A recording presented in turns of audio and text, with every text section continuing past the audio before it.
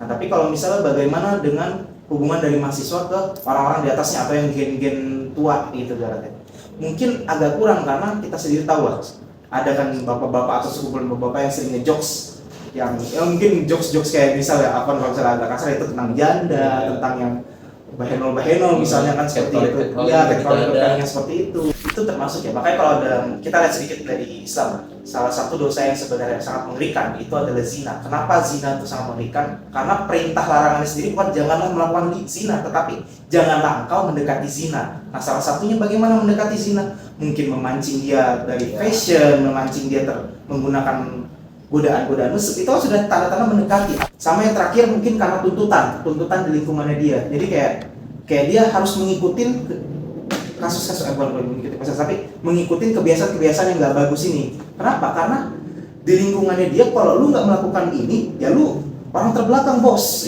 Lu nggak bisa dibilang cupu, dibilang noob, PA yang seperti itu. Jadi kayak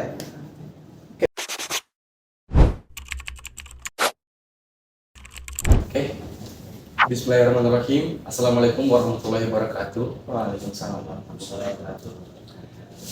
Selamat datang di Wafila sekalian. Selamat datang di tower kita di episode 1. Hari ini kita bareng satu narasumber nih yang dari lembaga LDK Visipun Mall. Untuk Hasya mungkin perkenalkan dirinya, departemen apa sama prodi angkatan berapa?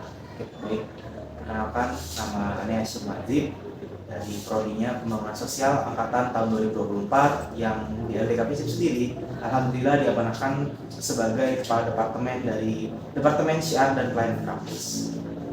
Oke. Sebelumnya saya tanya kabar tentang Hasyam nih. Gimana kabarnya? Baik nggak? Alhamdulillah baik. Kemarin sempat Ana lihat antum di demo kemarin tanggal 1. Gimana di sana? Ya lumayan ya, karena pas demo kemarin nggak terlalu depan juga karena memang kebetulan terlambat sih aneh datangnya. Oh. Lalu pas sudah nyampe di sana tuh ada urusan juga harus balik lagi ke kampus di jam 3 karena ada dosen yang ada urusan sama aneh waktu itu. Oh, berarti yang dari PRD nggak ikut? Yang DPRD nggak ikut, aneh itu langsung di gubernur aja di jam 2:30 waktu itu aneh ikut sampai di gubernur dan udah rame memang nggak bisa ke depan juga karena terlalu agak ramai sih itu kan ribut juga. Kemarin juga karena pasti ke sana. Karena kemarin ngumpul dulu di Islamic Center sama buat PC baru sama kan. Ya. Oke. Jadi tema power kita hari ini adalah kampus dan rasa aman. Sudahkah kita peduli? Nah, gimana menurut menurut antum tentang tema itu? Karena kan di sekarang ini zaman sekarang ada lagi marak juga nih kasusnya Eva UI yang 16 mahasiswa itu yang melecehkan perempuan, nggak cuma mahasiswa sama dosen. Iya, dosennya juga sampai kena. Itu sih. Menurut Anda gimana tentang kasus itu? Kalau aneh sendiri ya, mungkin yang pertama kita melihat dulu dari sisi kepribadiannya masing-masing gitu. Yang menjadi ironi atau miris itu kan mereka adalah mahasiswa EVA atau Fakultas Hukum yang sebenarnya bisa saja di masa depan mereka tuh menjadi wajah dari hukum Indonesia itu sendiri. Cuman sayangnya ya mereka kelakuan atau kepribadiannya sendiri. Kalau bisa saya aneh katakan itu kepribadian yang mesum atau mungkin hal yang tidak terpuji. Nah makanya yang jadi masalah kan dari awal itu karena memang mereka memang ada arah-arah untuk melakukan pelecehan meskipun itu tidak langsung atau secara tidak langsung kepada targetnya, tetapi itu mereka mengatakan atau mungkin coba bayangkan saja gitu kalau misalnya salah satu keluarga dari Ikhwafila atau mungkin Ikhwafila itu sendiri gitu yang tiba-tiba dijadikan objek untuk pemesan nafsu dari orang-orang mesum tersebut. Apalagi yang jadi miris itu kan mereka adalah orang yang ternyata punya posisi juga baik di jabatan organisasi atau di kemahasiswaan seperti itu yang jadi miris sebenarnya kalau melihat dari kasus mereka. Cuman memang tambah lagi mereka juga ibaratnya lagi jelek aja gitu karena kan kita nggak tahu ya, memang jokes-jokes tongkrongan tuh banyak yang seperti itu. Iya sih. Nah, tetapi yang jadi miris tuh mereka FH, mereka adalah fakultas hukum, mereka adalah mahasiswa yang bisa berpikir kritis, ditambah mereka adalah orang yang sudah tahu gitu bagaimana sih hukum, terutama hukum-hukum tentang hal-hal pelecehan atau bahkan hal-hal yang mungkin bisa merendahkan status atau harga diri seseorang. Kalau dari pandangannya seperti itu. Iya sih, emang mereka tuh kayak sebagai generasi-generasi yang akan memimpin kita di masa depan ya. Ya ternyata kelakuan mereka begitu. Itu emang kayak sakit banget sih. Apalagi yang di ini tuh perempuan, bukan cuma mahasiswa, dosen juga. Oke, kita juga punya beberapa pertanyaan nih buat antum dari anak. Pertama, kampus sebagai tempat aman bagi orang-orang di dalamnya. Namun, dalam beberapa kasus, termasuk isu kekerasan seksual dan bentuk ketidaknyamanan lainnya, rasa aman itu kan bisa terganggu. Menurut antum gimana? Pertama, lingkungan kampus itu apakah aman tidak ya? Kita bisa ngeliat dulu. Mungkin kalau dalam lingkungan kampus itu berarti kan ada beberapa hubungan yang terjadi atau interaksi dari manusia atau mahasiswa itu sendiri. Yang pertama, hubungan atau interaksi dari manusia ke manusia ke mahasiswa, antar mahasiswa, yaitu dari mahasiswa ke mahasiswa yang lain. Lalu hubungan atau interaksi mahasiswa ke dosen, yang mana bisa kita katakan mungkin mayoritas masih orang-orang yang cukup tua lah, atau orang-orang yang hidup lebih awal atau beda generasi dengan kita. Mungkin kalau interaksi atau hubungan mahasiswa dengan sesama mahasiswa yang mana masih satu Gen Z itu ibaratnya kan yang mana kita tahu lah Gen Z ini cukup peka terhadap isu-isu, apalagi isu-isu yang melecehkan, isu-isu kekerasan atau bahkan masalah gender. Itu kan mahasiswa cukup kritis dan cukup peduli dengan permasalahan itu juga ya? Ya, cukup sensitif dengan hal atau isu tersebut. Nah, jadi kalau ditanya aman apa tidak, mungkin jika hubungannya antar mahasiswa ke mahasiswa lain itu cukup aman. Terutama kita tahu di lingkungan kita, terutama di FISIP Unmul, sesama mahasiswa itu saling mensupport. Terutama kalau misalnya kepada orang-orang yang ibarat mendapat pelecehan. Bahkan kita sendiri tahu lah, BEM kita sendiri itu ada sarana kan untuk melaporkan secara anonim gitu. Departemen gender. Nah, tapi kalau misalnya bagaimana dengan hubungan dari mahasiswa ke orang-orang di atasnya atau yang gen-gen tua gitu ibaratnya, mungkin agak kurang karena kita sendiri tahu lah ada kan bapak-bapak atau sekumpulan bapak-bapak yang sering ngejokes yang mungkin jokes-jokes kayak misalnya apa kalau misalnya agak kasar itu tentang janda, tentang yang bahenol misalnya kan seperti itu ya, catcalling yang seperti itu mungkin agak kurang aman kalau kita melihat kasus dari bapak-bapak gitu yang jokesnya memang agak sedikit vulgar atau bahkan sudah sampai di tahap mesum hingga melecehkan orang. Makanya kan di di Unmul sendiri, maaf bukan di FISIP saja, tapi di Unmul sendiri itu beberapa kejadian mahasiswi itu mendapat pelecehan secara tidak langsung dari dosen-dosen yang ya udah gen atas lagi, gen tua. Itu permasalahan aman apa tidaknya ya, terutama dalam hal kekerasan seksual di kampus kita sendiri yang lihat. Oke, jadi intinya tuh tergantung gimana orang melihat kita, soalnya kita kan nggak bisa ngatur juga dengan orang-orang cara mereka melihat kita. Sama kayaknya termasuk nggak sih perilaku kita di kampus yang kayak mancing mereka gitu. Nah iya, itu termasuk ya. Makanya kalau kita lihat sedikit dari Islam, salah satu dosa yang sebenarnya sangat mengerikan itu adalah zina. Kenapa zina itu sangat mengerikan? Karena perintah larangannya sendiri bukan janganlah melakukan zina, tetapi janganlah engkau mendekati zina. Nah, salah satunya bagaimana mendekati zina? Mungkin memancing dia dari fashion, memancing dia menggunakan godaan-godaan mesum, itu sudah tanda-tanda mendekati. Apalagi misalnya mungkin nanti ada yang tersinggung, yaitu pacaran itu kan sebenarnya sangat riskan ya, agak susah untuk mencari pacaran yang sehat ibaratnya. Benar. Nah, makanya jadi kalau kita melihat semengerikan dan seberpotensi itu zina tuh dari berbagai macam, terutama di lingkungan yang kampus ini yang sangat bebas kan. Makanya ngeri sih kalau. Jadi kalau ditanya apakah salah satunya dengan cara memancing itu termasuk pelecehan, sudah masuknya. Ya itu sudah masuk kalau menurut saya, karena itu adalah salah satu upaya menuju ke zina. Keras kampusnya. Oke, lanjut ke pertanyaan kedua. Menurut antum, rasa aman tuh sering gak sih dianggap sepele sama orang-orang? Sering, bisa saya katakan, ya bisa saya katakan keamanan tuh sering dianggap remeh. Bahkan misal kalau kita melihat yang kasus FHUI itu sendiri kan, itu bahkan masih ada yang mendukung atau menormalisasikan orang-orang yang melakukan pelecehan, oknum-oknum FHU itu. Kayak ya itu kan di grupnya mereka, itu kan di area privasi ya, secara hukum memang itu sangat ambigu ya, karena kita bisa melihat antara itu adalah melakukan kasus pelecehan atau yang kedua adalah kasus pelanggaran privasi, karena itu nah itu salah satu yang dirasa tidak aman karena banyak dalil yang bisa membenarkan bahwasannya tindakan mereka itu ya sah. Makanya jadi kalau dibilang sering diremehkan ya sering diremehkan, apalagi di masyarakat kita sendiri itu masih kurang lah terhadap hal seperti ini, yang kurang pendidikan ya. Tapi kalau misalnya di kampus mungkin menurut aneh ada aja gitu upaya untuk menyadarkan.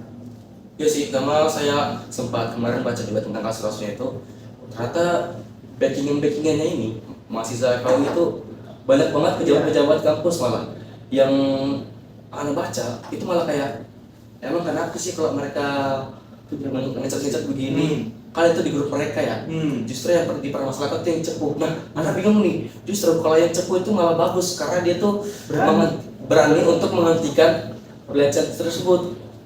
Itu sih. Bahkan sampai jeleknya orang yang ngecepuin ini tuh banyak disebarkan isu kalau sebenarnya bukan karena dia pengen ngecepuin, tapi karena dia takut atau udah ketahuan sama pacarnya terus dia diancam-ancam makanya disuruh cepuin. Bahkan meskipun dia udah punya niat baik untuk menyebarkan atau mencepuin lah ibaratnya kan, tapi masih ada aja upaya buat menghancurkan si cepu ini. Nah itu sudah nggak ada yang kayak kita mau bener pun susah gitu. Oke, next pertanyaan. Budaya diam itu menurut antum takut, orang-orang tuh takut buat ngomong atau udah terbiasa aja untuk diam di kasus-kasus tersebut? Kalau ditanya budaya diam ketika menghadapi kasus-kasus yang pelecehan seperti itu ya, berarti kan? Karena yang pertama mungkin dia tuh nggak punya power atau nggak punya kuasa, tapi nggak punya pengaruh. Jadi meskipun dia berbicara, dia tuh merasa kayak wah aku percuma nih berbicara, tapi nggak ada juga yang dengarkan, nggak ada juga pergerakan atau hasil dari apa yang kubicarakan, apa yang ku speak out kan ini. Itu yang pertama. Lalu yang kedua mungkin yang benar, yang kedua itu dia sudah terbiasa kayak sudah nah yang kayak gini kan biasa aja. Mungkin salah satu contoh yang bisa kita lihat ya kayak tadi catcalling itu. Catcalling itu agak susah untuk dihilangkan karena itu adalah sesuatu yang sudah sangat lama terjadi dan bahkan sudah dibiasakan, dibenarkan lah, jadi dinormalisasi. Meskipun catcalling itu ya salah, tetapi karena sudah seringnya ada catcalling dalam hidupnya, jadi dia merasa kayak ya sudah gitu, ini ada yang biasa karena aku sudah sering melihat atau bahkan menjadi target catcalling itu. Nah lalu yang ketiga mungkin ya dia adalah orang yang menjadi korban itu sendiri. Dia takut kayak kalau dia cepuin atau disebarkan malah dia diserang, dia bakal direndahkan.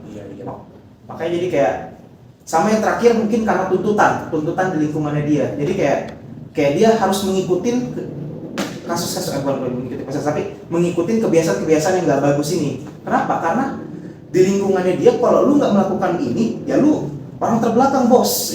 Lu nggak bisa cupu, dibilang cupu, dibilang noob, PA yang seperti itu. Jadi kayak mau nggak mau dia harus ya mengikuti, yang mana nggak bisa. Kalau dia nggak ngikutin atau dia ngelawan arus, ya dia bakal disisihkan atau diasingkan dari kelompoknya tersebut atau lingkungannya. Yang mana ya ujung-ujungnya salah satu upayanya dia untuk tetap bisa bertahan atau survive di lingkungan tersebut adalah dengan diam. Nah, kurang lebih itu sih. Iya sih, emang kayak orang-orang diam tuh banyak banget faktornya. Entah dia kayak nggak punya power, entah dia takut orang-orang kayak mikirnya macam-macam, sama dia juga takut nggak punya bakal dia yang dilengsarkan gitu. Oke, kita next ke pertanyaan selanjutnya. Menurut antum, kampus itu melindungi mahasiswa atau cinta kampusnya sendiri? Ini sebenarnya menarik sih, kayak pasti banyak kan kayak faktor mengapa sih ujung-ujungnya ketika ada terjadi kasus kampus ini kayak diem aja. Yang pasti pertama masalah akreditas, masalah pamor, lalu bahkan masalah mereka tuh males gitu lah kalau diperpanjang, lalu ujung-ujungnya nanti karena hukum banyak lagi keluar duit, banyak lagi ngeluarin waktu dan segala macam. Nah kalau ditanya apa sih sebenarnya yang dilindungi mahasiswa ini, apa yang dilindungi kampus, apakah mahasiswa atau pamor kampusnya itu sendiri? Nah sebenarnya kalau kita melihat sekarang, apalagi melihat kasusnya UI ya, FHUI, itu tuh kampus bahkan sebenarnya mendukung, sedikitlah mendukung. bahkan mereka sampai memfasilitasi, jadi yang Oh, udah oknum sampai tengah malam gitu. sampai tengah malam dibiarkan mereka. Itu kan sebenarnya kalau menurut Ane itu adalah salah satu upaya untuk kampus tuh melindungi mahasiswanya dan melindungi pamornya. Kenapa mereka bisa langsung dapat 2 atau dari satu batu itu mereka langsung dapat 2 burung? Karena yang pertama, mereka bisa menjaminkan rasa aman terhadap mahasiswanya. Kalau misalnya ada kasus kayak gini, mereka pasti bakal dibawa sampai seserius itu gitu. Dan yang kayak ya sudah dibiarkan aja. Lalu yang kedua, mereka juga termasuk menjaga pamor karena dengan mereka berani menunjukkan atau menindaklanjuti oknum-oknum tersebut, otomatis orang-orang tuh melihat, oh FHU ini peduli peduli sama mahasiswanya. Nah di situ otomatis langsung ada 2 yang naik, yaitu pamor dan juga bahwasannya dia mendeklarasikan bahwasannya mahasiswa FHUI itu mereka lindungi. Nah tetapi bagaimana sih kalau misalnya selain FHUI, kalau yang Anda lihat itu masih sedikit atau bahkan masih minim. Entah apakah karena mereka takut tidak ada mahasiswa yang mau masuk, tapi biasanya kalau di PTN Anda rasa tidak seperti itu karena PTN itu otomatis incaran kan, terutama di wilayahnya. Cuman mungkin masalah utamanya adalah tidak sampai ke telinga mereka. Nah makanya kan kalau kita lihat kemarin waktu salah satu dosen ya kalau nggak salah yang di demo itu tentang melecehkan perempuan yang sampai di demo ke rektorat. Oh iya ada. Nah itu kenapa sih kayak akhirnya kampus kita bisa bersuara tentang itu ya karena ada isu itu sudah nyampe ke telinga para pejabat kampus. Tidak udah besar Sudah besar, sudah sampai yang ke telinga kayak mungkin Pak Rektor atau Pak WR3 atau bahkan sang Pak Rektor. Makanya akhirnya kampus itu berani bersuara. Nah, salah satu jadi masalahnya itu bukan apakah kampus itu mau melindungi pamornya atau melindungi mahasiswanya, tetapi isu tersebut tidak sampai ke ranah pejabat kampus. Jadi kadang mungkin bisa diselesaikan di hima atau bahkan didiamkan di himanya, atau mungkin si korbannya ini sendiri dibungkam. Nah, jadi mungkin ya benar, mungkin salah satu upayanya adalah harus ada perpanjangan tangan dari pejabat kampus ke mahasiswa, karena memang salah satu masalahnya adalah telinga pejabat kampus atau telinganya orang-orang kampus ini kan tidak mungkin sebanyak itu bisa sampai ke mahasiswa. Jadi memang perlu ada wadah untuk membantu lah aspirasi-aspirasinya. Berarti emang kalau misalnya masalahnya itu belum kayak bener-bener yang besar banget sampai yang kayak kedengaran sama kampusnya, itu pasti kayak kampus itu bakal diem aja gitu kan. Padahal yang ngurus kayak BEM, IMA. Biasanya di situ. Makanya kalau kita lihat di BEM Fisip sendiri kan ada beberapa kali mereka mensosialisasikan terkait salah satu programnya mereka ya kalau nggak salah tentang laporan terhadap kekerasan seksual di kampus ya, kalau nggak salah pelecehan seksual di kampus. Nah itu sebenarnya salah satu upaya dari mahasiswa untuk bisa menggapai atau mensuarakan lah terkait permasalahan-permasalahan terutama di pelecehan kepada pihak kampus, agar pihak kampus ini tahu, oh yang kayak gini tuh beneran ada, mereka tuh harus peka terhadap hal yang seperti ini. Dan seharusnya mereka juga membantu untuk menyelesaikan itu. Oke, kita next ke last question, pertanyaan terakhir.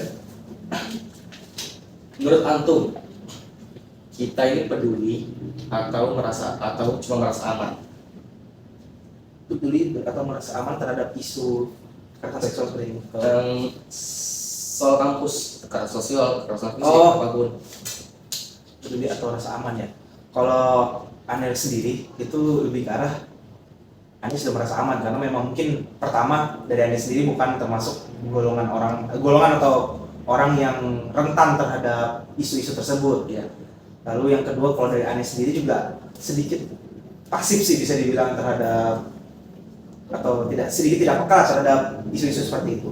Nah, tapi kalau misalnya bagaimana jika kita melihat mayoritas mahasiswa, mungkin menurut Ane yang Ane lihat mayoritas mahasiswa terutama yang tidak berorganisasi itu mereka lebih peduli terhadap rasa aman mereka sendiri malah. Jadi mereka tuh terkadang kayak ya sudah lah, itu kan urusannya dia, bukan urusanku, dan kalau aku buat apa juga gitu ikut-ikutan, karena kalau aku ikut-ikutan takutnya mengganggu kuliahku, mengganggu nilaiku, bahkan mengancam perkuliahanku itu sendiri. Dan ditambah mungkin ada juga pengingat-pengingat dari orang tua, jangan macem-macem lah di kampus, sudah fokus belajar aja gitu, lulus nanti cari kerja gitu. Iya, masuk kelas dapat ilmu, keluar kelas dapat kerja. Masih mending kalau dapat ilmu gitu, kalau cuman masuk kelas dan dapat ilmu kan aduh itu sayang banget. Baru mereka ya kalau dibilang peduli juga tidak terlalu peduli, mungkin pedulinya terhadap diri mereka sendiri. Ketika mereka ada dirugikan baru mereka menuntut kampus untuk bertindak atau peduli terhadap kerugian yang mereka alami itu sih kalau dari Anda. Oke, itu sih semua pertanyaan dari kita yang kami siapkan untuk antum. Oke, mungkin bisa berakhir sudah power kita hari ini. Semua aspirasi, semua ilmu yang kita dapat hari ini semoga menjadi berkah untuk kita semua. Alhamdulillah. Agak gugup sebenarnya ini karena emang jarang ngomong depan kamera. Jadi gitu, alhamdulillah power kita selesai hari ini. Semua pelajaran yang kita dapat hari ini semoga menjadi berkah untuk kita semua, dan semoga orang-orang yang ada di yang kita sebutkan ini bisa mendapatkan ijazah sebaik-baiknya. Amin. Alhamdulillah, berakhir sudah. Sampai jumpa di villa.